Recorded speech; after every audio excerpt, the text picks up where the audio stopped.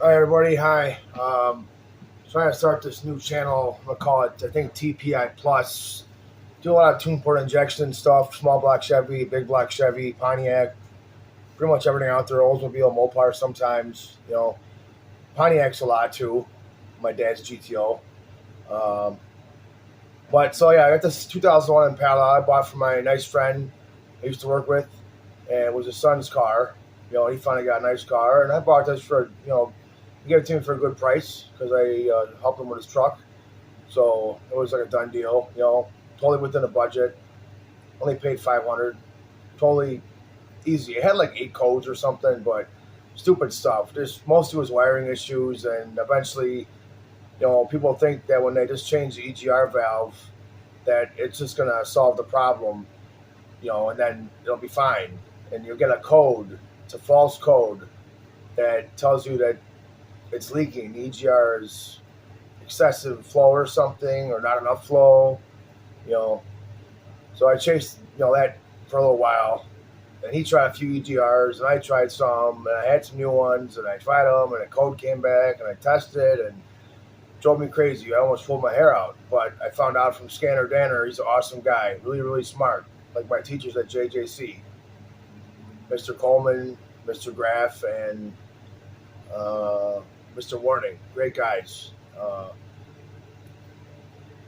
So anyway, the key to that, if you go to change your EGR because you're getting a code that says it's a lack of flow or not enough flow or not efficient enough, you have to go ahead and clear the code and turn off the ignition as soon as you clear the code. Then turn it back on. Now, you can also do it by disconnecting a battery, like 9 times out of 10, most people will do. Go ahead and just disconnect the battery. I never do that anymore. I'm an adult. I can just pull the fuse out of the computer. The fuse for the car, for the ABS and for the ECM is one fuse. You pull that fuse, eventually it's going to lose this memory, and you can just plug it back in. I just usually use the scan tool. Works great.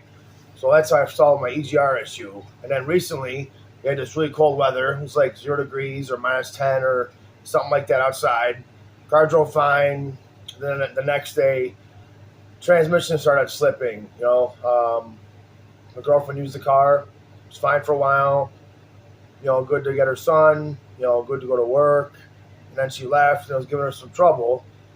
And then the car eventually gets back. I test it. I got to just by my house. I had a neighbor help me park the car on the street until I could get it to run again. I let it sit for a while. It started up again. It was fine. Went back around, right, and parked at my place.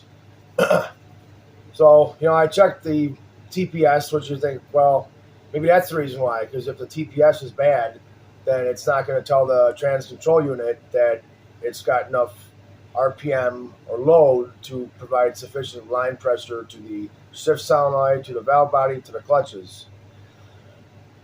Yes, I can rebuild the transmission. I just don't feel like it right now. Maybe during the summer I'll do it. But we're going to get back to that. So back to the throttle position sensor part. So I think it's a throttle position sensor. See it's getting 3.9 to like 18.9%. Then I put in a new one, got 23%. And I checked the voltage, 0.33 I think to 2.07 volts. It's supposed to be 4.5 volts at wide open throttle. Now I see that the switch does not quite. It's not right. It's got way more travel than my throttle body. It just turns 3/4 of a turn. So that sensor starts up here and goes down to here. So if it's only got this much, it's like it's not getting enough voltage. It was fine for a long time, and I kept looking and reading and just doing a lot of research online and asked some questions through AEI, artificial intelligence.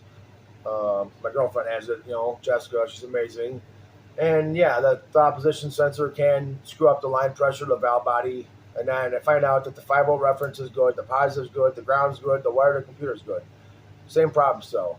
And I find out that the dilator control valve is also partially responsible for TPS voltage output. Now, I'm not really sure how that works yet because I haven't looked at a schematic. I had it on my old phone, got destroyed, and I just got random books from cheap stores. They don't give you enough information for vehicle-specific information. It's just general information, which is great, but sometimes you have to get away from those books and get a good factory manual or get an all data account, and that's a great program. It can help you diagnose lots of little things. Um, so I got the new idle air control valve. I picked it up from O'Reilly's because no one else really has a lifetime one. Napa had one, and then it was removed a couple days later, and they haven't called me about getting it back yet. So I got one from O'Reilly's. It was like not that expensive, only like $45 maybe, and lifetime warranty Delphi. So I'm gonna put that in the car soon. I gotta put a bolt in the one header of my Formula. I think one fell out, and I just didn't put it back in. Other two are tight, and then I'm gonna go ahead and probably put a new cover on the axle for a 9 volt, and some fresh grease, or I know I have a seal at my family's. Got a lot of stuff there. Between there and my storage garage and my place now, I kind of got to go there to do my work mostly in the driveway. I'm a driveway alley mechanic just because I just like working outside. And it's great to work in a garage. It's just, it's a little expensive sometimes. It takes a while before you get to having your own big garage. And we'll have a garage at our place right now, but it's okay. Not a big deal. Sometimes I've got that luxury that I can work on my stuff at other people's places, or I carry stuff with me and I just stop and work on it in the parking lot. I don't give a shit. It's not a crime. I kind of would like to start some kind of mobile mechanic or emergency roadside assistance, change batteries, figure out what's wrong. What do you need to fix it? You need a part. You need something I got to fix on the side of the road. Something not too, drastic I got to take care of, pretty fast. I usually find problems in 30 seconds to 5 minutes, depending on what it is.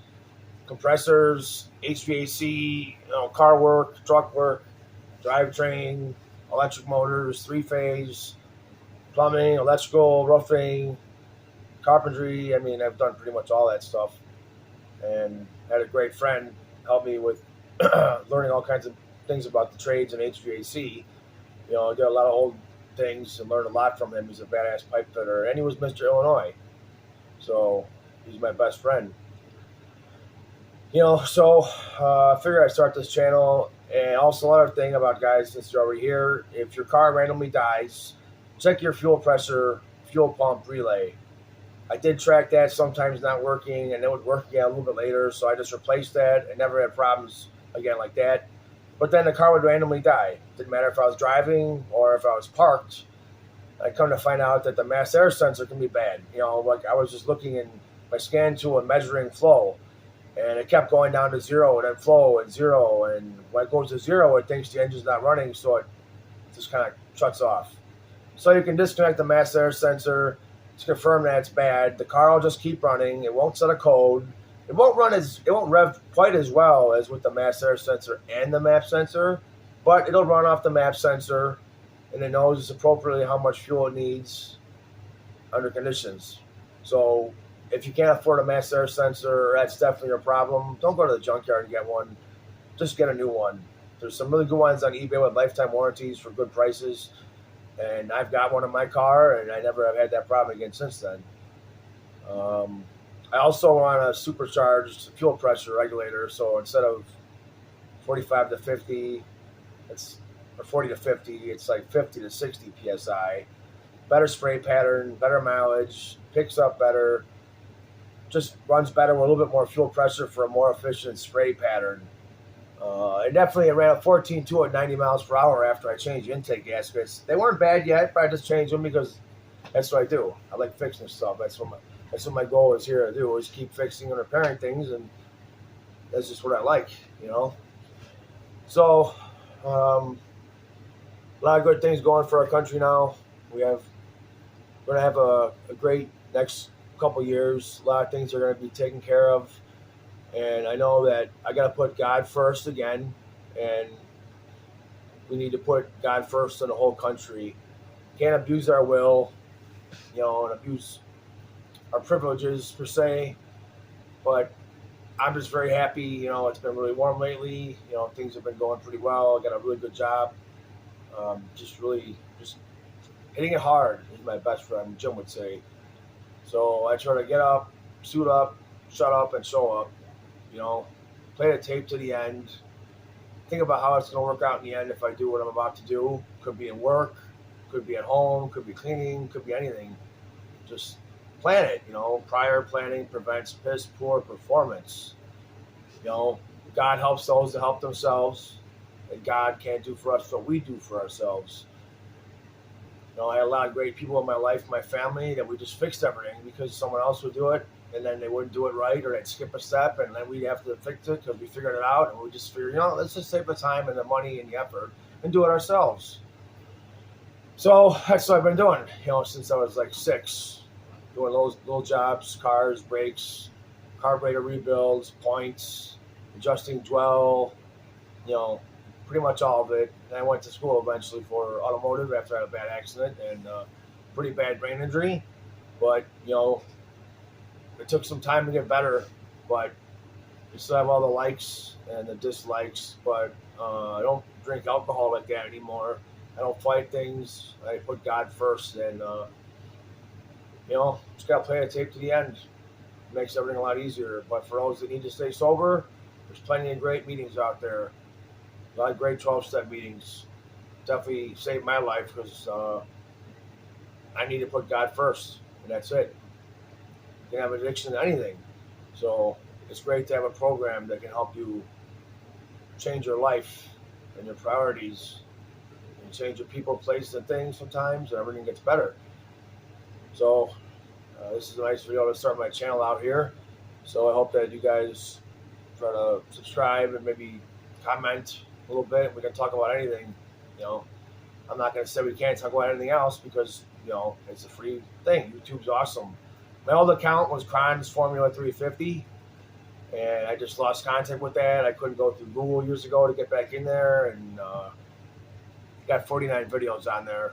So my dad's GTO, my Formula before or after the cam, with the stealth ram, I think, with the stock cam, some of the exhaust with the big cam before I over-revved the engine, and the block cracked, and I, lost oil, so it died eventually. I couldn't buy a 350 then, but I got a 305 in there now. I got a lot of engines, but the 305 is actually a pretty promising motor. It just has to be built differently, so I'm choosing to build that one, and I have all the things to build my other engine, the DZ302, but EFI. Trying to find the limits of that build, but I'm probably going to go normally aspirated first and nitrous and boost at some point. But I got the twin turbo car I still have to finish, so I'll talk more about that later. I've probably talked about too much. Kind of one of those talk about a lot of material at the same time. But I like working on things and fixing stuff, and it's just what the more I fix, the better I feel about myself and things around me, and take care of your friends and family and put God first. It's that simple. So thanks to everybody for watching. Keep it simple. Put God first. Take care of your friends and family. Do the best you can at your job, no matter what it is, where you are, and where you're going. So always have goals and put God first, and He'll take care of you. All right, guys. Have a nice day.